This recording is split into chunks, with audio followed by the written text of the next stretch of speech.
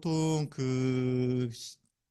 주야간 업무 중에서 수급자의 급여 제공 계획서를 작성을 하신 다음에 거기에 맞춰서 해당 수급자에게 급여 제공이 들어가는데요. 이 급여 제공에 대한 사항을 갖다가 제공 후에 기록을 하는 게 보통 요양급여 제공 기록지라고 해서 법정 서식이 있으실 거예요.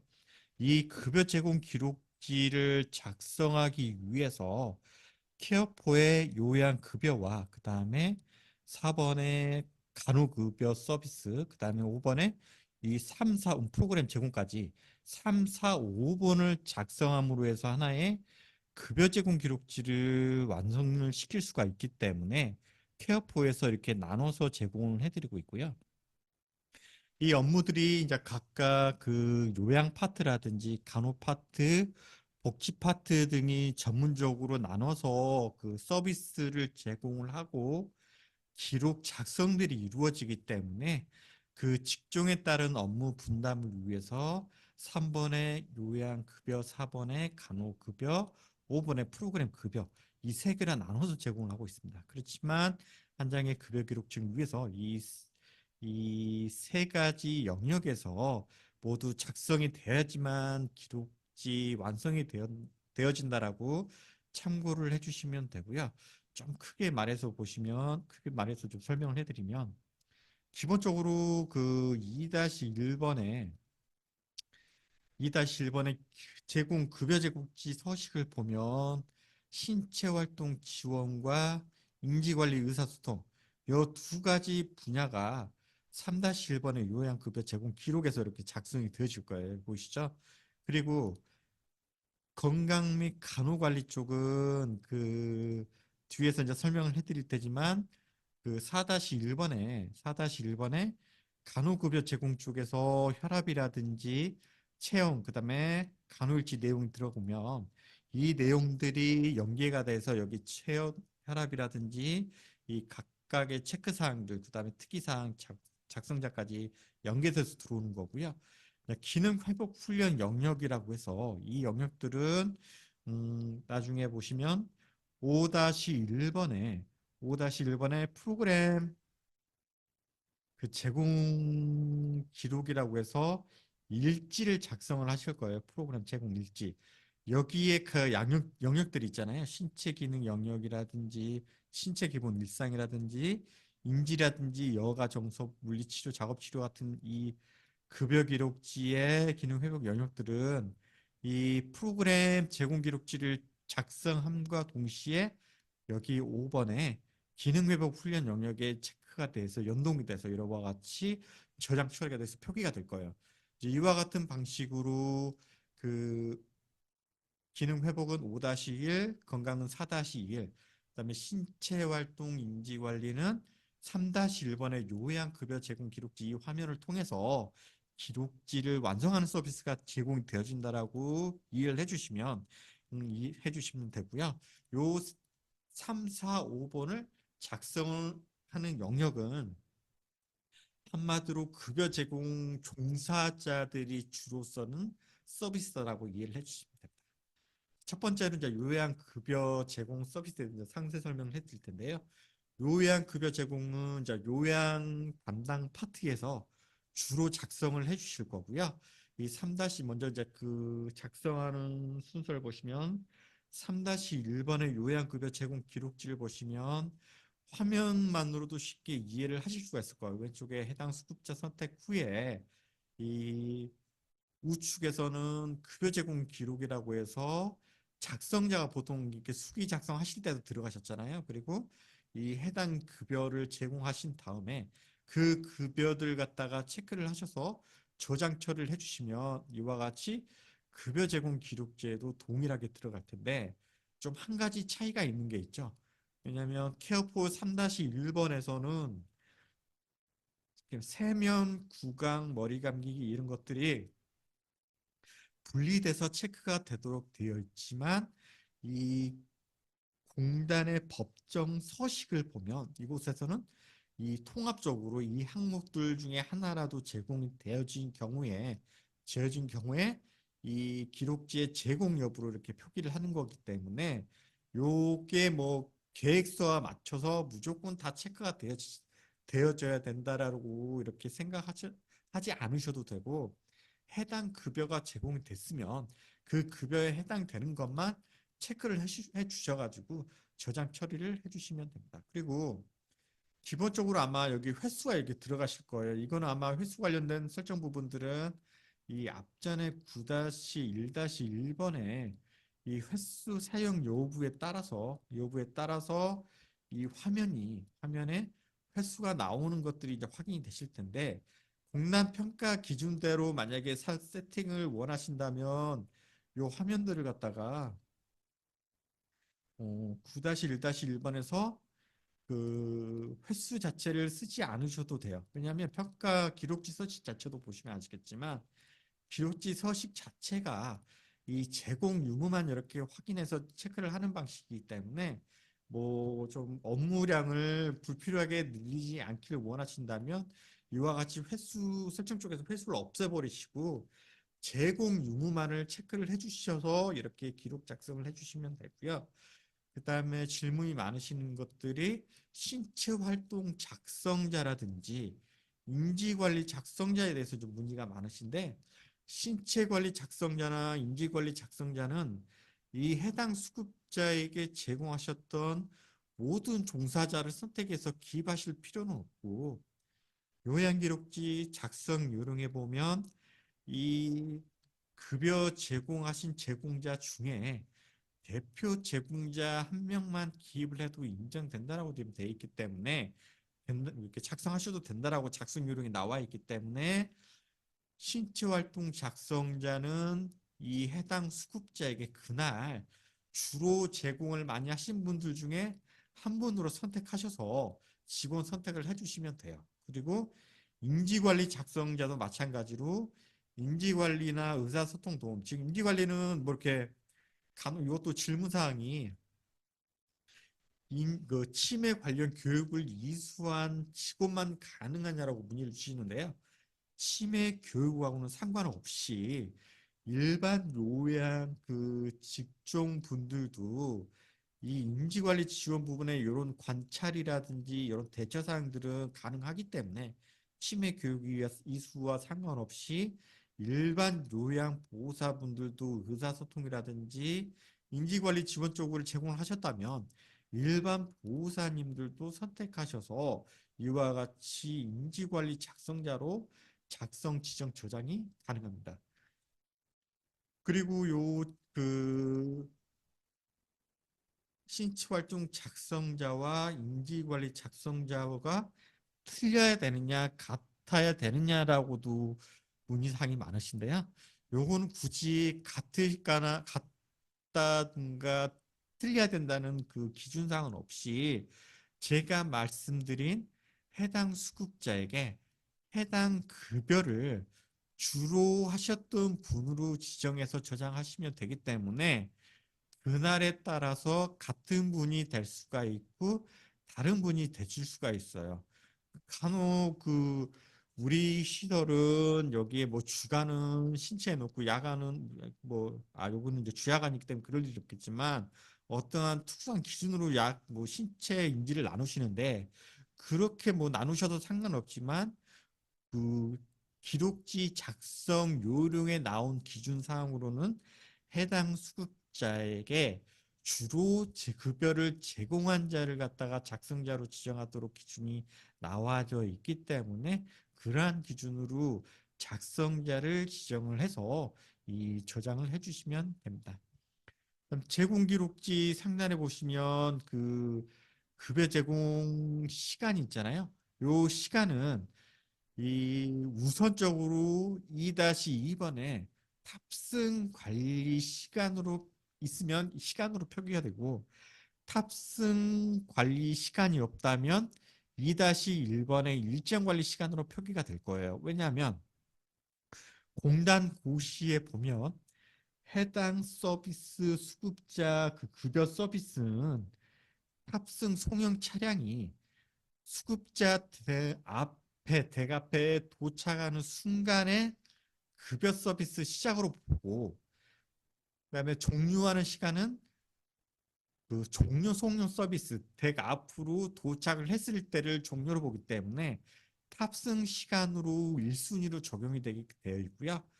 탑승 시간을 기록하지 않은 자가로 오시거나 걸어서 오시는 분들은 이 탑승 시간을 따로 기록할 수는 없기 때문에 2-3번의 출석 관리 이동 시간 2-3번의 출석 관리에 그 이동 서비스 시간이 되겠죠. 그 시간으로 표기를 하거나 그 시간마저 없다면 2-1번의 이동 일정 관리 시간으로 표기하는 기준으로 급여 서비스 시작과 종료 시간이 표기되어진다라고 이해를 해주시면 되고요. 그다음 외출이라는 건 뭐냐면 이 2-1-1번은 외출 관리란 서비스가 있는데 이 외출 관리 쪽에 이 외출을 만약에 그 보호자 동행으로 해서 기관에 나갔다 들어오시는 경우에는 급여 이용 제외 체크를 하셔가지고 급여 시간에서 제외를 시켜주셔야 돼요. 왜냐하면 공단 청과 수가 청구를 하실 때 이 종사자 동행 외에 보호자 동행으로 해서 기관에서 서비스를 아예 제공받지 않으신 경우는 그 시간을 제외해서 그 서비스 시간, 청구 시간을 제외를 시켜야 되기 때문에 그 경우에 이제 외출 처리를 하셨을 때 그 시간을 표기하는 그 항목이에요. 그렇기 때문에 그와 같이 분류되어 있다. 그 다음에 이동 서비스 제공 여부는 2-2번에 탑승 관리가 되어 있다면 그 차량의 번호와 그 제공 여부로 표기돼서 기록지 상단에 이 표기를 하게 돼 있기 때문에 이와 같이 이렇게 연동이 돼서 2-2번 탑승 관리 쪽과 2-1번의 일정 관리 쪽과 연동이 돼서 표기되어진다는 점 참고를 해주시면 됩니다. 그다음에 목욕 보험 같은 경우에는 그 좀 그 항목이 아이콘 좀 틀리죠. 다른 것들은 항목하고 체크박스인데 목욕 도움이라든지 식사 도움, 화장실은 네모로 해서 상세 화면을 넣는 방식으로 돼 있어요. 이거는 이제 업무 자체가 상세 기록을 필요로 하기 때문에 이렇게 분리가 되어 있는 거고요. 목욕돔 같은 경우는 시작과 종료 시간을 입력을 하시고 목욕 제공 방법이라든지 제공자 일리를 갖다가 이렇게 저장을 해 주셔야지만 나중에 공단의 입퇴소 내용에 목욕 수가 청구를 하시잖아요. 그 청구를 할 때 이게 그 청구를 위한 정보로 연동이 돼서 반영 처리가 돼요.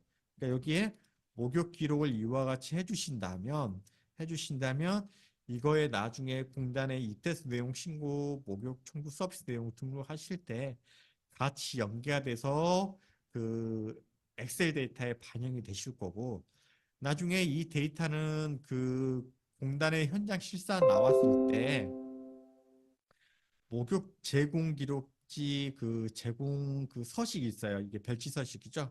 요 제공 기록지를 요청을 받으시기 때문에 그 입력하신 데이터를 기반으로 해서 공단에 그 징빙 이 목욕 수가 징빙 자료로 이 서식을 갖다가 제시하실 수 있도록 같이 보고서 형태로까지 연계돼서 그게 제공 처리가 된다라고 보시면 됩니다. 그다음에 목욕도움은 그 기본적으로 해당 수급자의 일반식과 식사량을 갖다가 기록을 해주시면 이와 같이 그 식사 기록을 갖다가 그 표기하실 수 있도록 해드릴 거고요.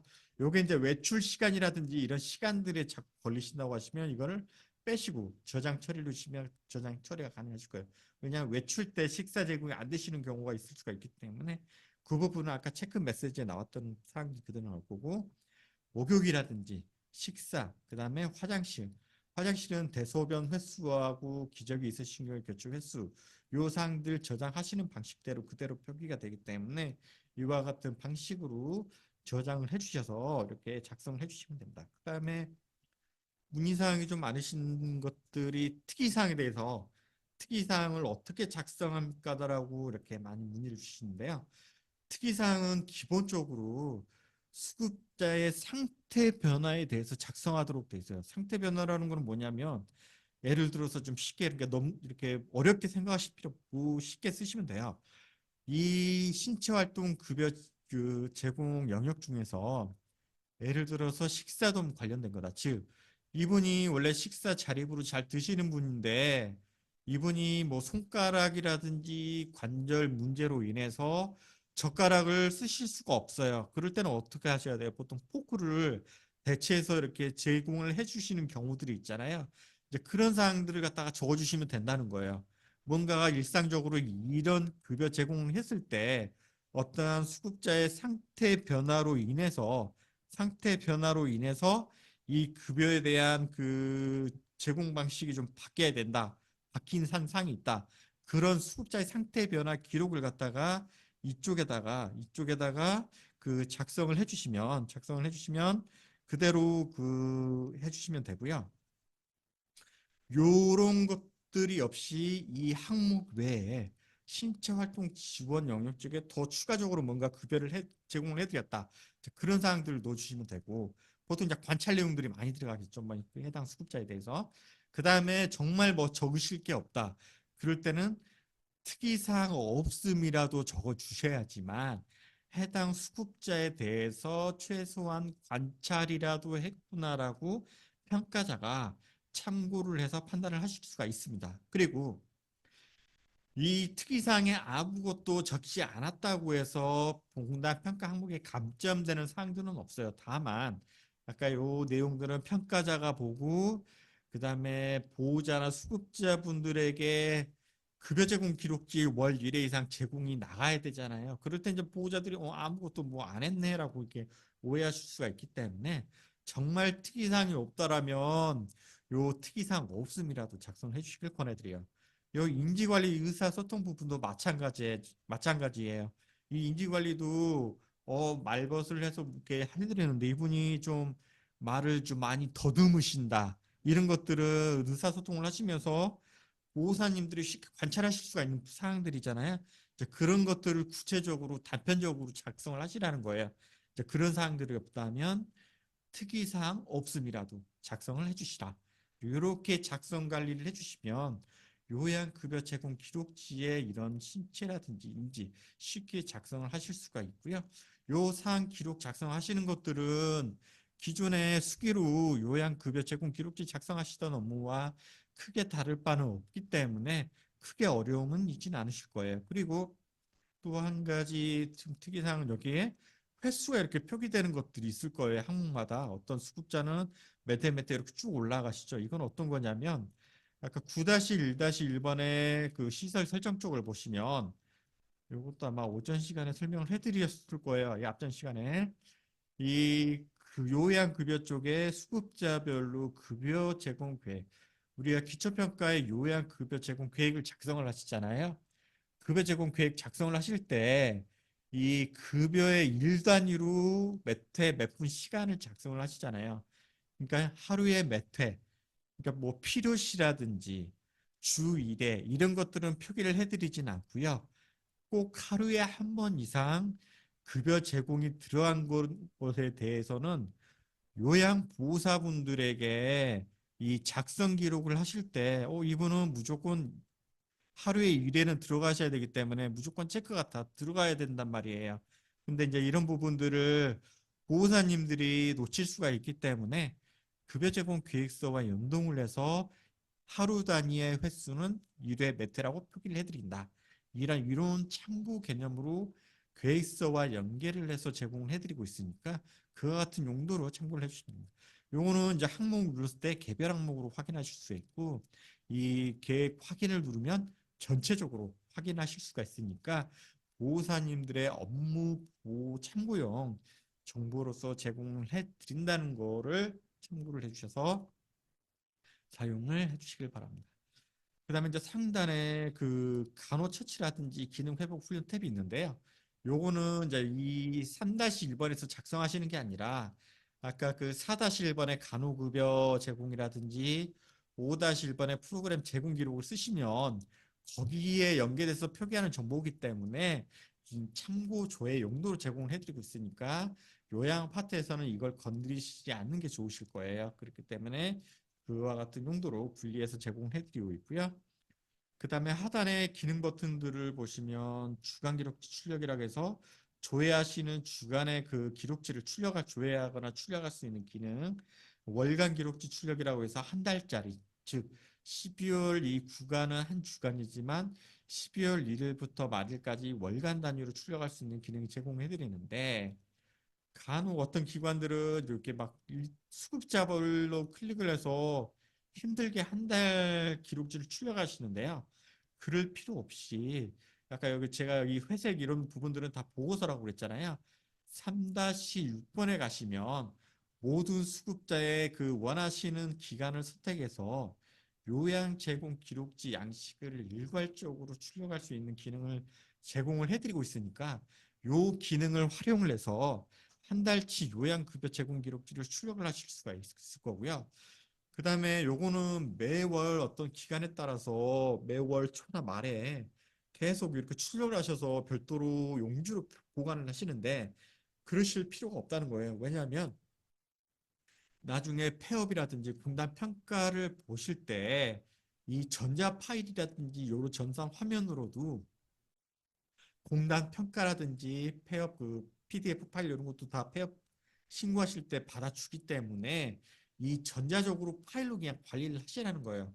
매 월마다 힘들게 출력해서 기관에 보관하실 필요 없이 전자 파일로 필요하실 때 조회하거나 출력을 하셔서 아니 그 파일로 내려 받으셔서 이 평가라든지 그 관련 서류를 갖다가 증빙 자료를 제출을 해주시면 됩니다.